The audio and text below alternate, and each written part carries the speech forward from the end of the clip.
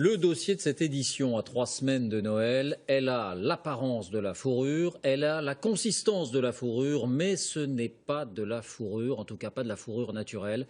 Faut-il désormais privilégier le synthétique? C'est un débat éthique, philosophique bien sûr, mais c'est aussi une question pragmatique, une question presque technique. Les derniers progrès changent la donne. La fausse fourrure a-t-elle dépassé la vraie? Quelle qualité, quelle fabrication et à quel prix? Dossier réalisé par Florence Griffon, Nabila Tabouri et Mathieu Drejoux.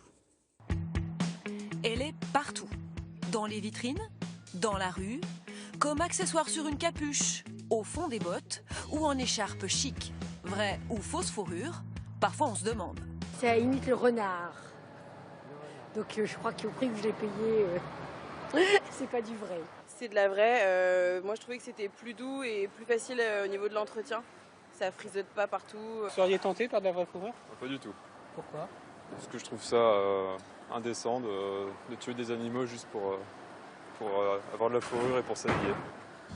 Comment la fausse fourrure est-elle fabriquée? Est-elle aussi chaude que la vraie?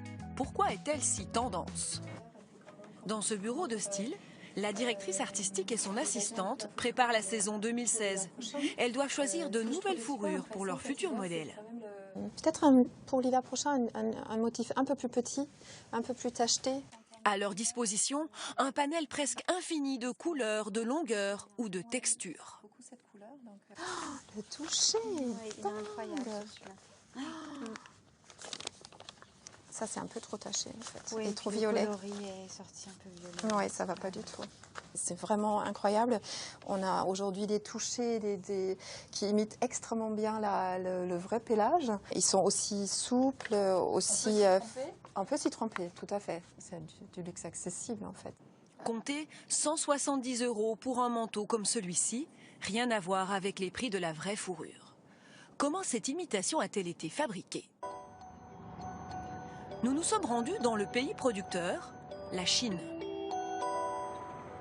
Dans cette usine à 500 km au nord de Pékin, 330 personnes confectionnent de la fausse fourrure. Tout part de cette fibre, de l'acrylique, un synthétique dérivé du pétrole. La voici en vrac. Elle est pressée, puis façonnée en gros tubes blancs. Ces tubes, qui sont extraits de ces bacs, vont ensuite être affinés en fil dans ces machines capables de reconnaître les fragilités ou les nœuds. Ensuite, il faut les tricoter. C'est le rôle de ces robots. En haut, du fil blanc, en bas, du fil noir, plus dense.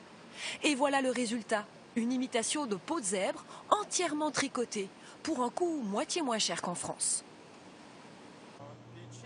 Nous avons connu une croissance de 10% l'année dernière. C'est dû au fait que les consommateurs sont de plus en plus attachés à la protection des animaux et préfèrent donc la fausse fourrure. Faux zèbres, faux lapins ou faux visons produits ici au kilomètre, toutes ces imitations serviront à faire des vêtements envoyés en Russie ou en Europe. Parmi ces cartons, certains seront expédiés en France. Direction cette entreprise du Nord. Ce jour-là, une commande est arrivée. Mais comme toujours, il y a du travail pour la rendre parfaite. Il y a des lignes, il y a des barres, le poil il est plat, le toucher pour moi il n'est pas bon. Ensuite, quand vous y allez à rebrousse-poil, vous voyez que ça fait de nouveau des saccades. Si vous le mettez sur un col, il aura l'air tout plat, il aura l'air mort. Nous, on va en faire un tissu vivant. Pour cela, le tissu est introduit dans cette grosse machine. À l'intérieur, des lames viennent redresser les poils. On passe à une température de 150 degrés, les fibres se ramollissent et avec l'effet de lustrage, on tape dedans et ça les rend plus douces. Il faut ensuite les bourrifer, c'est-à-dire bien séparer les poils puis les lustrer. Et voilà le résultat.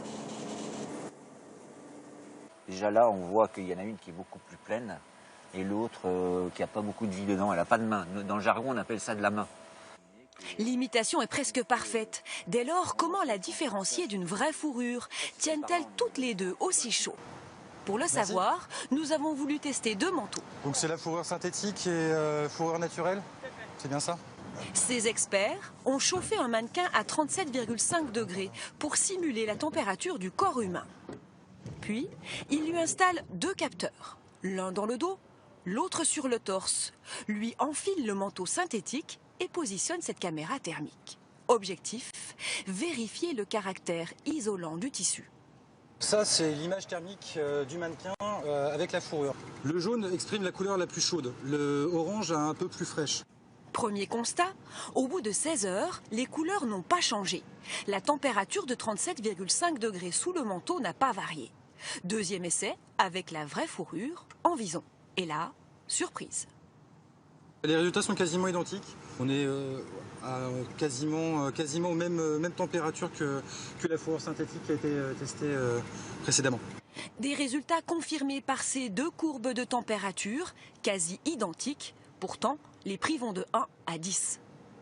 Je pensais honnêtement qu'il y aurait une différence. Donc je suis un peu étonné, mais ça veut dire que les progrès du textile ont fait une énorme avancée.